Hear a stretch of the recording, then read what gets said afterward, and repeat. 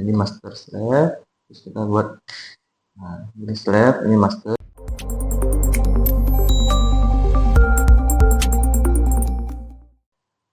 Halo guys, welcome back to 3 Masalah Komponen. Video kali ini kita masih membahas salah satu produk mikro yaitu PFL160NX Power Factor Regulator. Samping saya sudah ada Kak Jendi sebagai produk support dari 3 Masalah Komponen. Halo Kak Jendi. Halo. Baik, nah Kak, kalau berlama-lama bisa jelaskan apa itu mikro PFL160NX dan apa fungsi utama dari produk ini? Oke, untuk mikro PFR 160NX merupakan alat yang digunakan untuk mengatur faktor daya pada sebuah sistem kelistrikan. Dan biasanya ini sifatnya untuk menyalakan atau mematikan kapasitor pada sebuah panel kapasitor bank. Nantinya juga dapat bersistem secara otomatis atau manual sesuai dengan kebutuhan beban tersebut. Oke Kak, menarik ya. Lalu mengapa faktor daya ini penting untuk kita perhatikan dan kita atur Kak? Ya, kenapa kita bilang penting? Karena pertama, satu, untuk menjaga efisiensi energi yang kita punya. Yang kedua, supaya kita tidak terkena istilahnya denda, karena nilai reaktif pada sistem itu, kelistrikan tersebut. Dan yang ketiga, untuk mempertahankan umur dari alat-alat elektrik kita. Sangat krusial ya Kak. Kalau selanjutnya bisa dijelaskan apa saja yang ditampilkan pada layar utama produk ini? Oke, untuk PFR sendiri memiliki banyak tampilan Kak. Mungkin diantaranya kita perlu tahu seperti power factor, kemudian arus dan tegangan yang sedang berlangsung, lalu juga nilai daya ya baik aktif, reaktif maupun semu, kemudian total harmonik dan juga pastinya jumlah kapasitor yang aktif. Seperti itu. Baik Kak. Lalu apakah ada perbedaan antara power factor regulator mikro ini dengan regulator lainnya?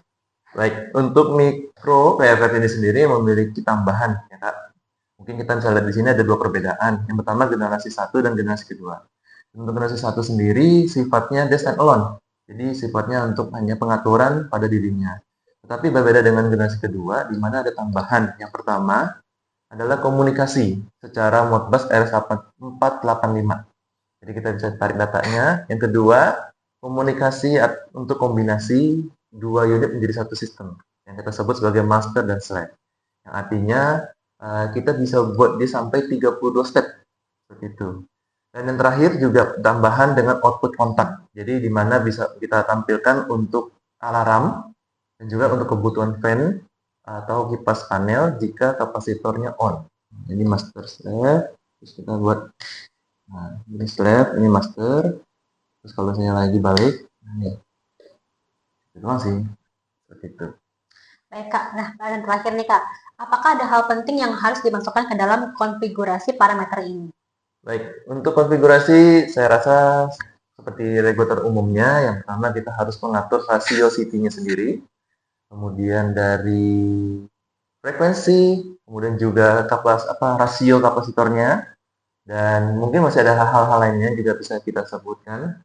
Tapi lebih enaknya kita bisa nonton di video cara settingnya yang ada di dalam channel YouTube 3 Fasa sendiri. Baik, wah menarik banget nih ya Kak ya. Oke, terima kasih Kak penjelasannya yang sangat informatif mengenai mikro PFR160NX Power Factor Regulator yang efisien dan andal serta solusi modern untuk manajemen faktor daya. Begitu ya Kak? Betul. Baik, sekian untuk video kali ini. Teman-teman, yuk mampir ke 3 komponen. Kami ada di bawah ini atau website kami di 3masa.com. Jangan lupa like, share, dan juga subscribe untuk ada produk lainnya. Sampai jumpa di video berikutnya. Bye-bye.